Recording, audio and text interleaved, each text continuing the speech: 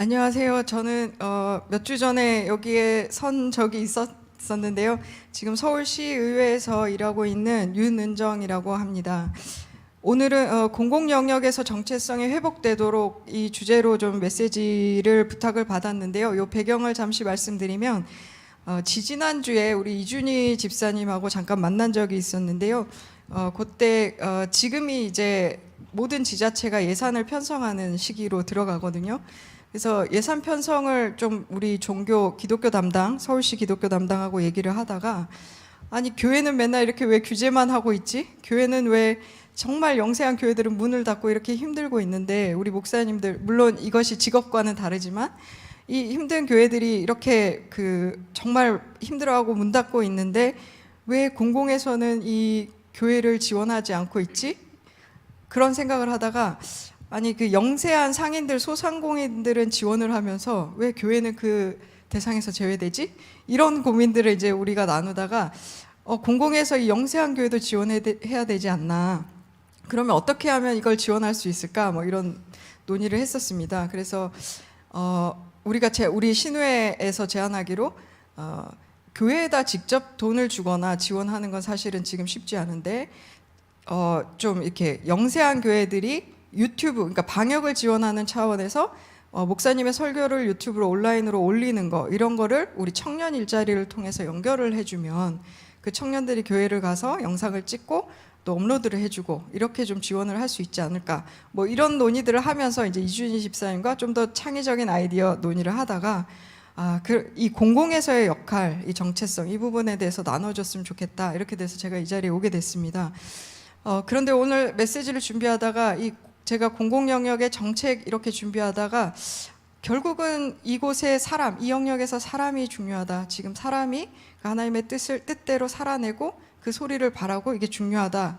좀 그런 마음이 들어서 저희 지금 현재 서울시청과 의회 신의회에 아직 완성되진 않았지만 하나님 보여주시는 점진적인 이 변화들 요것들을 좀 나누면서 우리 기도의 집과 이 일터교회 하나님께서 하시는 일들이 어떻게 연결되는지 그리고 이 기도의 집의 기도가 얼마나 중요한지 그리고 더 강력한 중보를 또 요청드리면서 그렇게 나누려고 합니다.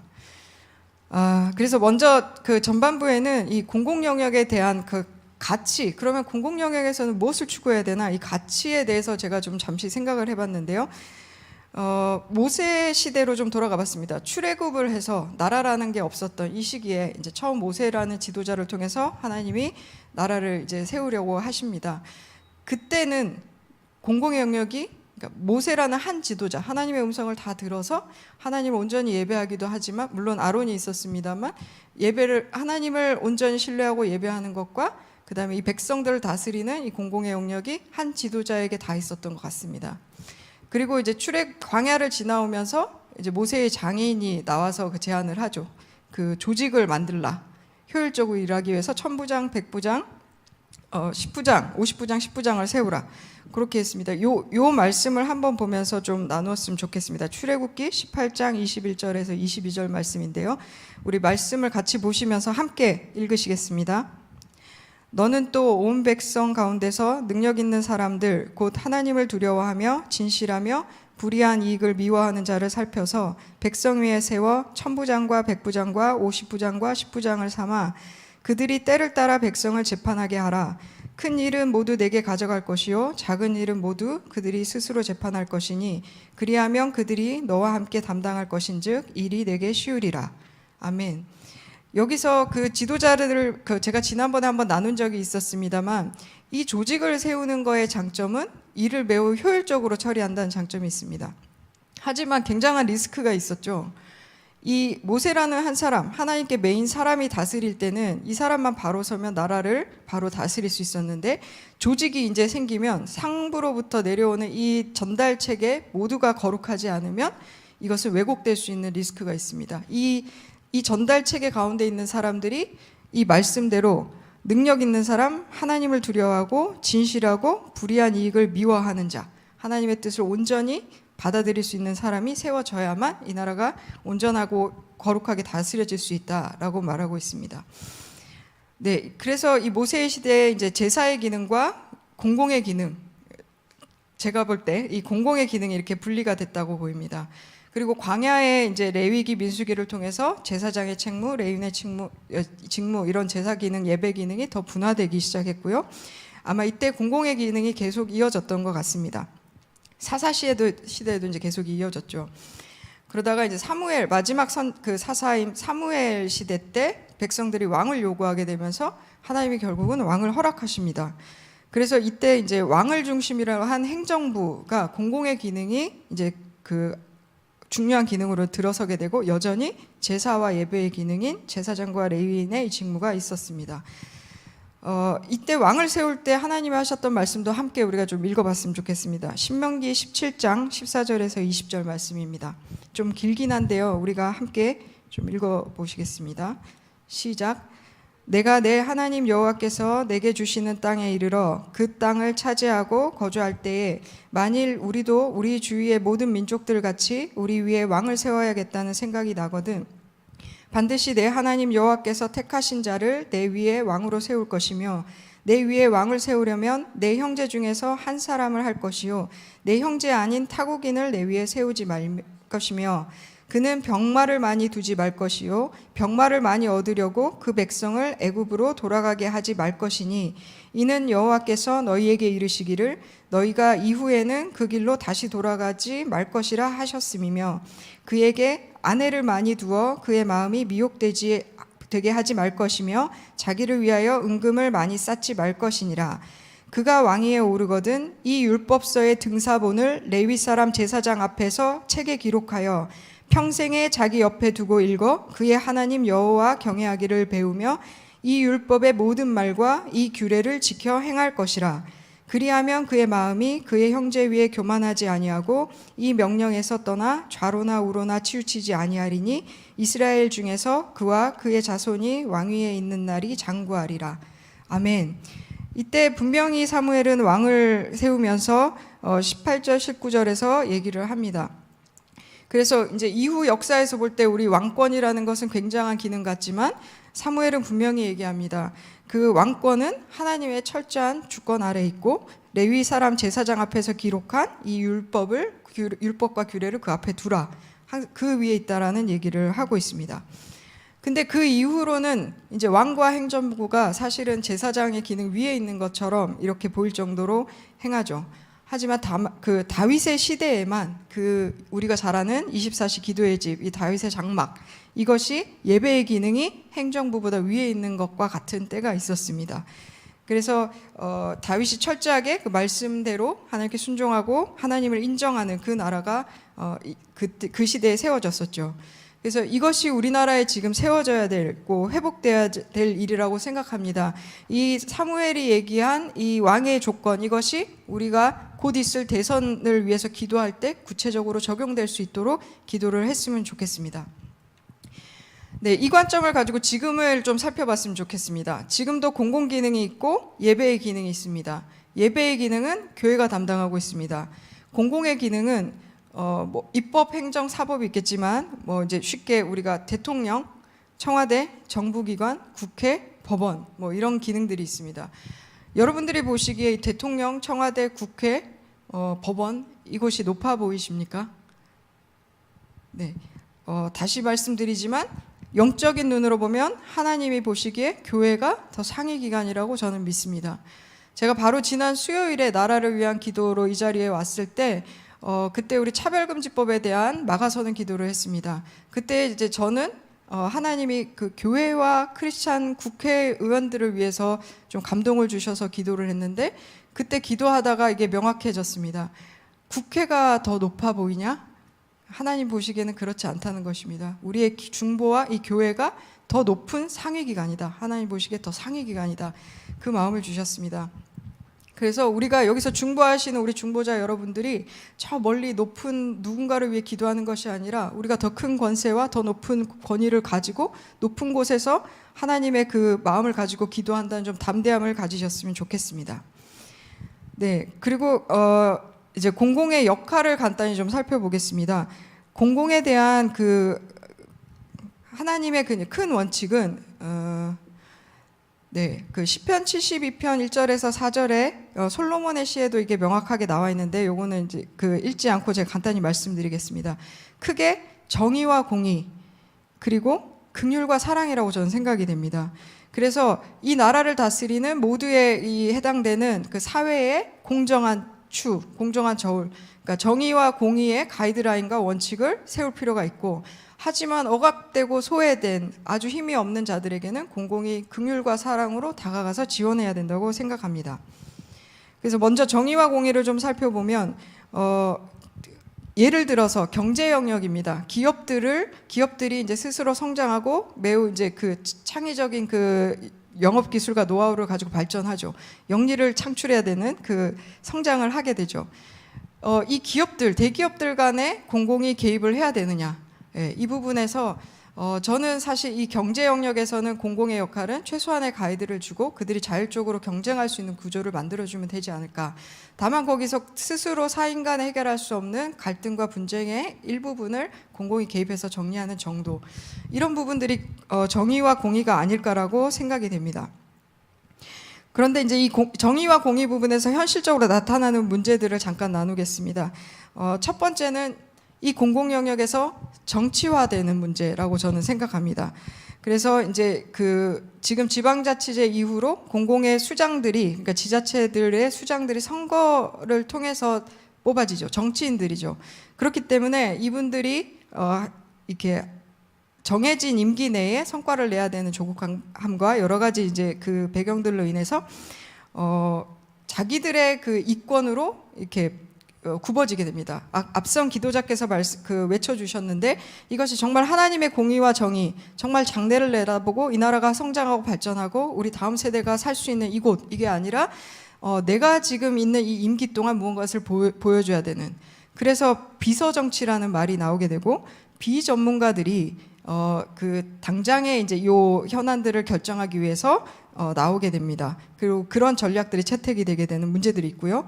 또 자기 진영의 단체와 이 조직들이 들어오게 되죠. 그래서 이렇게 편향된 공공의 정치화, 이 부분들이 지금 현재의 문제라고 생각이 됩니다. 그리고 두 번째 문제는 이 정의와 공의의 부분에서 공공이 민간의 영역에 과도하게 개입하는 그런 문제라고 생각이 됩니다. 이 부분은 여러분들도 눈치채시겠지만 공공의 능력을 과도하게 신뢰하는 부분이 극단적인 예가 그 공산주의죠. 그래서 공산주의는 공공이 모든 것을 할 수 있다라고 개입을 하게 되는데요. 근데 우리나라는 그 정도는 아니지만 이제 그런 문제점으로 예를 들어서 크게 대형마트의 제한들이 있습니다. 대형마트가 지금 최근에 정부가 들어서서 많이 제한을 하죠. 품목도 제한을 하는 경우가 있고요. 입지도 제한을 하는 경우가 있습니다. 여기는 입지 못하게 하는 이런 경우들이 있습니다. 그래서 이런 부분도 어쩌면 좀 과도한 개발일 수 있겠고요. 최근에 지금 부동산 시장 아주 문제가 많이 되고 있죠. 이 부분에서도 공공이 사실은 재개발과 재건축이라는 것은 그 주민들 간의 정비 사업입니다. 최소한의 룰만 공공이 주고 주민들이 추진할 때는 그냥 절차를 이행해 줄 권한만 갖고 있습니다. 그런데 이게 부동산 시장을 안정화하겠다는 그 명분으로 2017년부터 규제를 하게 됩니다. 홀딩을 시키죠.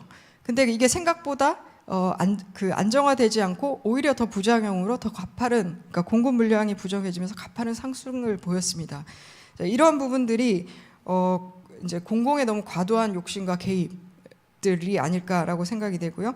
마지막 한 가지, 공공 일자리 창출입니다. 일자리 창출은 사실은 민간 기업에서 열심히 기업 활동을 할 수 있도록 밀어주면서 그들이 일자리를 창출할 수 있도록 해주는 것이 더 큰데, 워낙 이제 일자리 창출이 이슈가 되다 보니 공공 일자리를 창출하게 됩니다.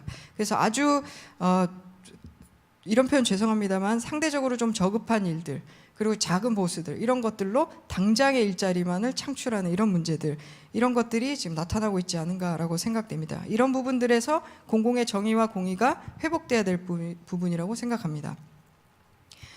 다음은 공공에서 가져야 될 역할 두 번째가 긍휼과 사랑입니다. 약자들을 돌보는 정책들이죠. 하나님이 끊임없이 성경의 많은 부분에서 고아와 과부와 나그네와 압제당한 자들을 하나님이 대변을 하십니다. 그것이 지금은 우리 정책으로 연결하자면 복지 정책이라고 생각이 됩니다. 그래서 예를 들어 고아들 정치면 뭐 소년 소녀 가장 아동 복지 뭐 이런 것들, 그다음 한부모 가정, 그리고 외국인과 다문화, 그리고 장애인 정책 뭐 이런 것들이죠. 네. 그런데 이 부분에서 지금 나타나는 문제점은 어떤 기준을 가지고 어떤 지원을 할 것이냐, 이 부분에 대해서 지금 분명한 기준이 없다는 것입니다. 대표적인 예로 그러니까 복지 정책에서 나타나는 문제가 포퓰리즘이죠. 그냥 이거는 돈을 주면 바로 효과가 나타나거든요. 바로 수혜자가 있기 때문에. 그래서 뭐 우리가 10년 전에 무상급식도 이슈가 됐지만 지금의 이제 복지라는 정책이 예전에는 아주 못 사는 저소득층만 대상으로 했다면 이제 차상위층, 중사층, 그리고 지금 최근에는 청년 신혼부부 정책, 고령자 지원, 그다음에 1인 가구 정책 뭐 이렇게 계속 그 소득 수준으로 보자면 상향되고 있습니다. 근데 이게 과연 타당하느냐, 이게 우리의 공공의 한정된 재원으로 계획성 있게 쓰고 있느냐, 이 부분이 지금 검증이 되지 않는다는 이 좀 한계가 있습니다. 그러니까 세금이 낭비되고 있을 수 있다는 부분이고요. 또 한 가지는 정말 지원을 받아야 되는 대상이 못 받을 수 있다는 겁니다. 청년 정책을 예를 들어 보겠습니다. 뭐 뉴딜 일자리, 청년 일자리 이런 것들을 많이 확대를 하고 청년들에게 그런 일자리뿐만 아니라 급기야 청년 수당, 청년 월세 이런 현금을 주기 시작합니다. 그런데 이 부분들이 정말 청년들을 위한 정책일까? 그리고 그 청년 월세라는 것도 이제 계속 기준을 높여가고 있는데 이런 것들이 정말 하나님의 긍휼과 사랑의 정책일까? 한편으로 보면 조금 제가 이제 비판적 시각으로 보면 지금 정치인들의 기득권 세대들이 대체로 586 세대가 많습니다. 물론 젊은 정치인들도 많지만 586 세대들의 자녀 세대가 딱 청년 세대들입니다. 이게 자칫하다가 자기 기득권들의 어떤 좀 그 욕심에 따른 정책들은 아닌가. 그래서 계속 청년 정책들이 부유한 청년들에게 지원되는 문제들이 거론되고 있죠. 그래서 이런 부분들이 또 한편으로는 이제 투표권을 의식한 정책이 아닌가, 뭐 이런 것들로 계속 의혹이 이어지는데, 이러한 정말 복지 정책들, 긍휼과 사랑의 하나님의 그 마음이 녹아져 있는가, 이 복지 정책들이 정말 하나님이 바라보신 그 한 영혼에게 가고 있는가, 이 부분들이 계속적으로 공공에서 점검되어져야 되고 우리가 또 기도해야 될 부분이라고 생각이 됩니다. 그리고 이 정의와 공의, 긍휼과 사랑 둘 다가 이렇게 무너진 정책이 있죠. 젠더 정책입니다. 이 부분은 정말 하나님의 공의와 정의에도 맞지 않습니다. 그리고 그들은 동성애자나 뭐 이런 성소수자들이 자기들이 소외됐다, 억압받았다라고 하지만 이것이 긍휼과 사랑의 대상이라고 보여지지도 않습니다. 이런 왜곡된 정책들이 생겨나고 있는 이런 부분에 대해서도 공공이 바로 세워야 될 영역입니다. 네, 그래서 이제 이런 부분들이 제가 생각하는 정책의 이제 큰 기도 제목으로 좀 드리는 부분이고요. 여기에서 결국은 이것을 그 공공의 영역에서 깨어서 하나님의 그 관점으로 제안하고 바로 세우고 해야 되는 이 사람들이 깨어나야 되는 문제 같습니다. 그래서 이 부분을 위해서 먼저는 이 기도의 집에서 담대하게 기도를 해주시면 이 기도가 일터교회로 연결이 될 거라고 저는 믿고 있고요. 그래서 제가 있는 작은 부분이지만 저희가 있는 이 일터교회의 이 부분의 움직임들을 잠깐 좀 나누고 기도를 좀 요청드리고 마무리하도록 하겠습니다. 예, 제가 2006년에 서울시청에 입사를 했는데 그때 이제 막 열정이 있었을 때입니다. 하나님을 향한 열정, 막 성경을 향한 열정, 이래서 막 주어진 일을 열심히 하고 빨리 끝내고 막 성경을 읽으려고 이랬던 시절이 있었습니다. 예, 근데 그때 이제 신우회라는 곳을 나가봤는데 너무나 전통적인 그런 예배였고 너무나 제가 가기 힘든 예배여서 제가 가지 않았습니다. 그리고 한 2016년 뭐 이렇게까지 된 것 같습니다. 중간중간 몇 번 시도를 했습니다. 근데 그 예배에 제가 있는 게 쉽지 않아서 이렇게 제가 나왔습니다. 그러니까 그동안 저는 혼자 씨름하면서 하나님 앞에 저 혼자 그냥 이 신앙대로 살아가겠다고 씨름했던 좀 어리석었던 시간일 수도 있다고 생각이 됩니다. 그런데 2016년쯤에 그쯤에 하나님께서 주신 감동은 네가 정말 이 시청이 변화되기를 바라냐? 그럼 너가 가서 그곳에서 예배해라. 그리고 너가 가서 함께 기도해라. 라는 마음이었습니다. 그래서 그때는 이제 매주 화요일에 드려진 예배를 우선순위에 두고 매주 예배를 가고 기도회, 일주일에 한 번 있는 기도회를 참여를 했습니다. 근데 그때 이제 우리 이근영 전도사님께서 맨날 얘기하는 화평의 사람, 한 사람이 등장합니다. 하나님께서 한 사람을 변화시켜서 그 정말 소신 있게 동성애의 문제점을 객관적으로 이렇게 제시하는 사람을 만났습니다. 그게 이제 지난 우리 신우회 회장님이었는데, 그분하고 둘이 기도회를 시작했습니다. 이 기도회는 제가 LG전자에 있는 이은정 자매에게 힌트를 얻었는데, LG전자에서 이제 둘이서 점심마다 매일 짧은 기도회를 시작을 했다. 그 얘기를 듣고, 그리고 하나님께서 변화를 주셨다. 그 얘기를 듣고 소망을 갖고, 그럼 우리도 해봐야겠다. 이러고는 2016년 12월에 두 명이서 기도회를 시작했습니다. 그리고 한 10개월이 지났는데도 두 명이더라고요. 그래서 왜 우리는 안 늘까요? 뭐 이런 얘기를 하면서 10개월을 이제 지나갔고, 이제 2017년 말 이렇게 1년여 지나면서 한 두세 사람 이렇게 모이기 시작했던 것 같습니다. 그리고 이제 2018년경에 우연히 저희 신우회와 상관없이 한 건물에서, 시청이 건물이 되게 여러 개거든요. 한 건물에서 한 3-4사람이 매일 아침 기도를 하고 있다는 소식을 듣게 됩니다. 그래서 저도 도전이 돼서, 그러면 그 일주일에 한 번 기도가 아니라 내가 있는 건물, 우리 서소문에 있는데 거기서도 우리 매일 기도를 하자. 그렇게 해서 여기도 두세 사람이 기도를 시작했습니다. 그리고 본청 건물까지 3군데서 그때 이제 이렇게 시작이 됐습니다. 그래서 매일 기도를 짧게나마 드리게 됐습니다. 그 즈음에 이제 우리가 그때만 해도 신우회에서 동성애가 나쁘다는 말을 하지 못했습니다. 우리 신우회가 100여 명이 있지만 그 부분에 이제 그 일치되지 않았습니다. 관점들이. 근데 요 기도회를 시작하고 그 당시 회장님께서, 하나님께서 자기를 회장으로 시켜준 것은 이때 이제 퀴어 축제에 대해서 이제 침묵하지 말라는 그 마음인 것 같아요 라는 마음에 몇 명이 동의를 하고 성명서 발표를 했습니다. 거기서 저희는 한 2-3명이로 끝날 줄 알았었는데 25명이 서명을 합니다. 그래서 25명의 이름으로 발표를 했습니다. 그리고 그게 사실은 논란이 됐죠. 그 성소수자 집단에서 저희를 이제 서울시 인권침해구제위원회에 이제 제보를 합니다. 우리가 인권 침해를 했다라고 해서 저희가 그 인권 침해라고 결정을 받게 됩니다. 인권 침해 판결을 받게 됩니다. 그래서 저희가 그것을 그냥 사실은 뭐 하나님이 하시는 거니까라고 넘어갈까 하다가 그래, 이거는 우리가 인권 침해를 한 게 아니야. 우리가 할 소리를 낸 거야라는 의미로 소송을 결정을 했습니다. 그래서 그게 우리 신우회에서 소송까지 진행이 됐고, 그 소송에서도 저희는 승소하는 게 목적이 아니라는 걸 계속 되뇌었습니다. 우리는 하나님의 목소리를 바라는 거고, 우리가 그냥 순종하면 하나님이 일하실 것이다. 이제 그 믿음을 갖고 있고요. 그래서 1차 그 심의에서, 그 판결에서는 각하되어 버렸습니다. 판결하지 못하겠다, 법원에서. 그래서 우리가 이제 재심을 이제 넣은 상태입니다. 그래서 다시 말씀드리지만 저희는 이게 대법원까지 가서 패소가 되더라도 저희의 목소리를 바라기 위해서, 우리는 인권 침해한 게 아닙니다. 퀴어 축제가 이게 좋지 않다는 것, 공공장소에서 해서는 안 된다는 것을 말한 것 뿐입니다라는 거를 저희는 계속 할 예정입니다. 이 일들이 저희는 이제 사실은 이렇게 얘기를 하면 많은 분들이 되게 대단하게 봐주시는데, 저희는 사실 이렇게 정말 기드온처럼 이렇게 우리끼리 그 포도주 틀에서 그래, 우리 이 정도는 해야 되지 않겠니, 이렇게 얘기한 느낌이거든요. 근데 어쨌건 이제 그렇게 그 기도회를 통해서 이제 그런 일들을 하나님이 할 수 있도록 해주셨고요.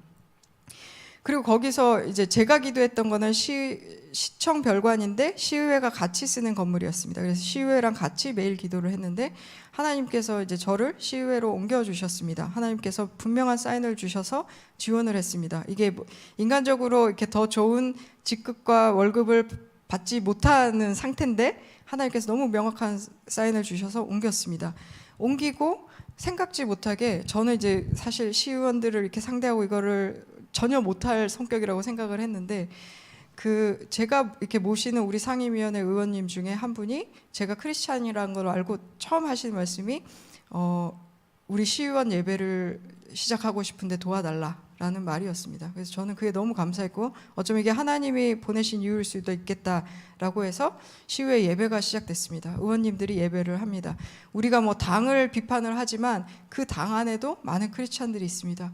그분들이 동성애가 하나님께서 기뻐하시지 않는다는 거 알고 있습니다. 다만 그 당의 전체적인 분위기에서 얘기를 못 하시는 분들도 있습니다. 그것을 비난할 수도 있지만 저는 언젠가 하나님이 그것을 드러낼 것이라고 생각합니다. 아무튼 그렇게 시의원들의 예배가 또 시작이 됩니다.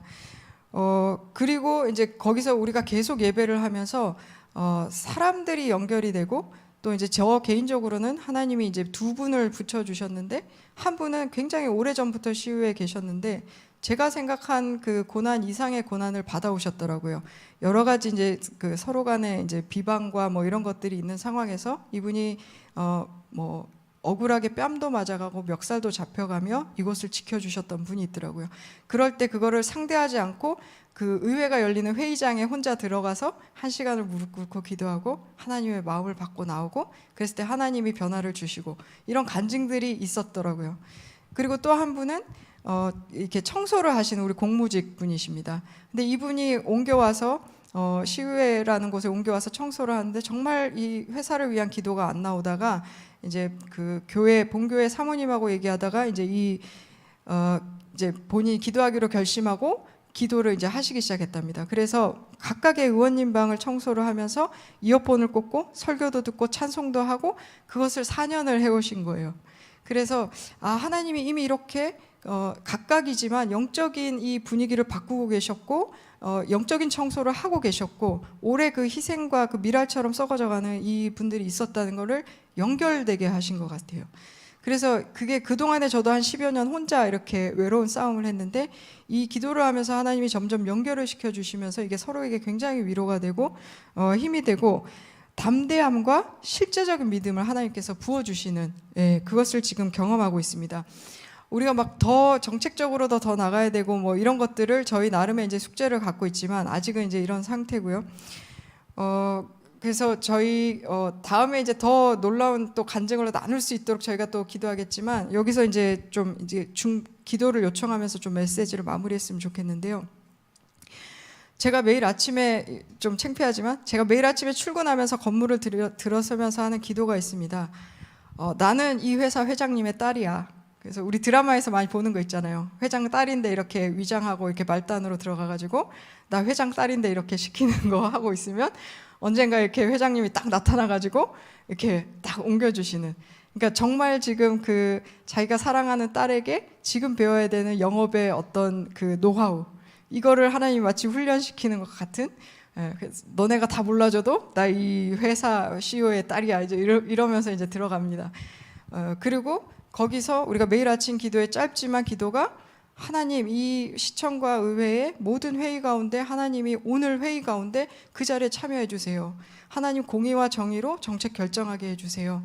하나님 정의와 사랑으로 그것을 행하게 해주세요. 하나님이 도장을 찍어주세요. 이런 기도를 합니다. 이것이 실제적으로 하나님께서 들어주실 거라고 믿습니다. 물론 우리가 이 믿음이 흔들릴 때도 있지만 매일 그것을 다짐합니다. 그리고 하나님이 그것을 연계해서 이루어 주실 것을 저희가 믿음으로 기도하고 있습니다.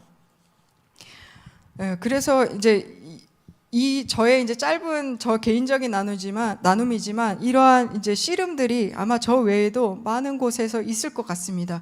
그래서 우리가 이 기도의 집에서 이 일터교회들이 담대하게 세워지도록 특별히 공공의 영역들 청와대에도 예배가 있습니다. 물론 거기 점집도 있다는 얘기도 들었지만 청와대에도 크리스찬들의 예배가 있습니다. 국회에도 기도실이 있습니다. 그리고 모든 정부기관들 거기도 그 신회가 있습니다. 그래서 그 기도회를 중보해 주십시오. 공공을 비난하기 전에 그 기도회를 중보해 주시고 우리가 여기서 상위기관인 기도의 집에서 하나님의 권위로 기도할 때에 그 기도가 연결되어서 일터교에서 마치 봉화불이 붙여져서 다시 타오르는 것처럼 그 영역이 변화될 것을 믿음으로 그렇게 기도를 해주셨으면 좋겠습니다. 네, 그래서 우리 이제 몇 가지 기도하고 마무리했으면 좋겠습니다. 뭐 통성으로 좀 같이 기도했으면 좋겠는데요. 먼저는 정말 우리의 이 공공의 영역들에 있는 각 그 신우회들과 기도회들이 일어날 수 있도록, 그 크리스찬들, 외로운 싸움을 하는 크리스찬들이 연결되어서 이제는 그곳에 하나님의 이름으로, 예수님의 이름으로 정말 기도하는 그 기도회가 세워질 수 있도록, 그렇게 우리가 좀 그 크리스찬 공무원들을 중보하시면서 각 영역의 기도회가 일어나고 실제적으로 하나님의 이름이 높임을 받으시는 그 현장들이 깨어 일어나도록 우리가 한번 중보하시며 기도하시겠습니다. 주님,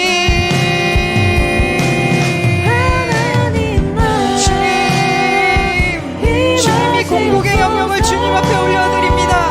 하나님이 이 영역 가운데 크리스찬들을 깨워주십시오.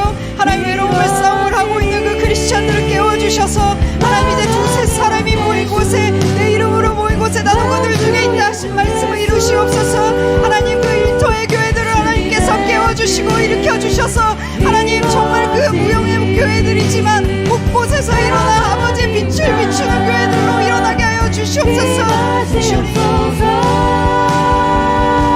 주님의 뜻 이루어지리. 나라의 왕 예수, 만주의 주 예수,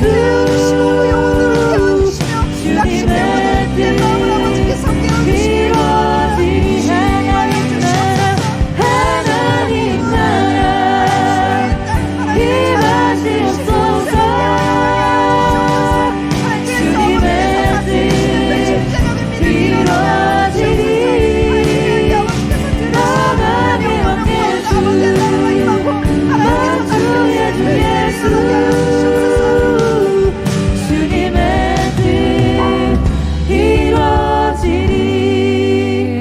그래서 우리 그 마지막으로 한 번 더 기도하실 때에 내년에 대선이 3월 9일에 있을 대선을 좀 위해서 기도했으면 좋겠습니다. 앞서 나눈 것처럼 다윗의 시대에 정말 다윗과 같이 여호와를 경외하는 자, 예배를 우선순위에 두는 자, 그 자를 하나님께서 세워주시도록 하나님 그 대선을 위하여서 좀 중보하여 주시고요. 이어서 개인적인 감동이 있는데 경기도를 위해서 좀 기도했으면 좋겠습니다. 물론 서울도 중요하지만 지금 대선 후보를 내는 그 경기도라는 곳이 지금 눌려서는 안 되고 정말 하나님의 마음을 가지고 정의와 공의로 그 정책들을 정말 아버지의 마음으로 말할 수 있는, 아버지의 마음으로 그 준비를 할 수 있는 기관이 되도록 그렇게 좀 우리가 대선과 경기도라는 이 기관을 좀 중보하시면서 다시 한번 통성으로 기도하시겠습니다.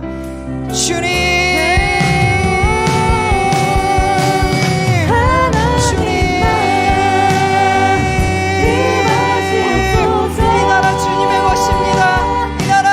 다스리는 나라입니다. 하나님의 정의와 공의가 나타내시옵소서. 하나님이 통치하시고 다스려 주시옵소서. 하나님, 횡파됐던 주님의 성품을 다시 이 나라 가운데 세워주시옵소서. 하나님, 모든 무너진 나라의 공복의 영역에 아버지의 가치관들을 세워주시옵소서. 정의와 공의를 세워주시고 아버지 긍휼과 사랑의 마음으로 통치하여 주시옵소서. 하나님, 내년에 내 이 대선을 아버지 앞에 올려드립니다. 하나님의 지도자, 아버지를 경외하는 자, 오직 주님의 율법에 귀를 기울이는 자, 그 귀를 그 옆에 두고 항상 듣는 그 자를 아버지께서 세워주시옵소서. 하나님, 다윗과 같이 아버지를 경외하는 자, 아버지를 사랑하는 자를 세워주시옵소서. 하나님, 그리하여서 이 나라가 정말 아버지의 뜻대로 하나님의 뜻대로 세워지게 하여 주시옵소서. 하나님, 이 나라의 아버지의 질서가 세워지고 국가의 질서가 세워지고 하나님, 모든 아버지 창조의 질서가 세워지는 나라로 새롭게 하여 주시옵소서. 하나님, 특별히 경기도를 하나님께서 하나님 인지하시고 통치하여 주시옵소서. 경기도 가운데 아버지의 빛을 행하여 주시고 생기가 사방에서 불어와 하나님 모든 주님들 넘어뜨리고